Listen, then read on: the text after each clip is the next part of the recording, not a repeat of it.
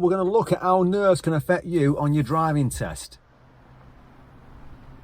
I'm going to give you some examples of what sort of things has happened and what I've experienced, what I've seen. Now, my experience of my driving test, nerves affected me definitely in the first minute. I read the reg plate wrong, and that kind of made me feel a bit jittery. And at a point was when I got in the car and started the engine, I kangarooed down the road to the first junction and stalled. And after that, I was fine, because I just said to myself, come on, James, you can drive better than that. And I did. I just switched on and started driving, because I was so disappointed with the way I was driving in that first minute. It was unreal. But it was nerves. It does affect you. I had a student about 10 years ago who was fine. She was fine at the driving test centre. She was fine in the waiting room. And as soon as the examiner says to her, turn the engine on and we're going to drive off when you're ready, she turned the engine on and her left arm went all numb and tingly. She couldn't feel her left arm. Went round the test route, got back. Don't ask me how she got back in one piece, but she got back to the test centre, serious for gears. And I said to her, what happened? Well, as soon as I started the car, my arm went numb. I couldn't even push it in gear. Don't ask me how I got round the test route, she said. But I couldn't put it in gear. But when I finished at the end and turned the engine off, my arm was fine. And that was nerves. And I had someone else who, completely different part of the body, the left leg. And as soon as I started the engine, the left leg's trembling because of nerves. And they couldn't hold the clutch still. The leg's shaking. And that's quite a common one. If it happens to you in your first lessons, it might happen to you on your driving test.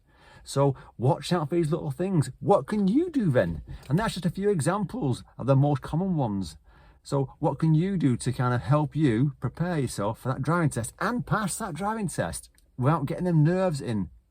Well, have some mock driving tests. That's what I say to everyone. If you're good enough to take your driving test and you feel you're good enough and your instructor saying to you, you're definitely good enough, you're definitely going to pass, then I would take at least 2 to 3 mock tests. If you've got the time and the money to pay for them, do it, because every one you take is going to be an experience, going to be completely different. To say to your instructor, start off with a medium to size route, but progress into a harder test route, because there's easy routes and hard routes on all test centre areas. And make sure your last one's the hard one, to realise this is what you could get and if you can cope with it. And you should be able to cope with the type of traffic. It's how you handle the pressure of the test route with under pressure with someone next to you watching you, assessing you. And doing the mock test will give you that experience that you need to kind of cope with that pressure on the actual driving test. Another thing would be, obviously, make sure you get a good night's sleep the night before. Don't be up till 2 or 3 in the morning, because if you're tired, it's going to help with the stress levels, because you'll realise you're not driving as good as you can. And bring along a bottle of water, bring along a banana in case you feel hungry before you go in.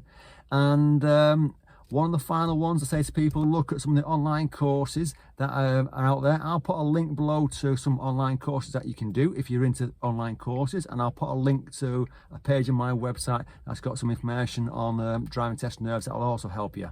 Good luck on the test. Good luck. I hope you pass. I hope this helps you. If it does, fantastic. Safe driving.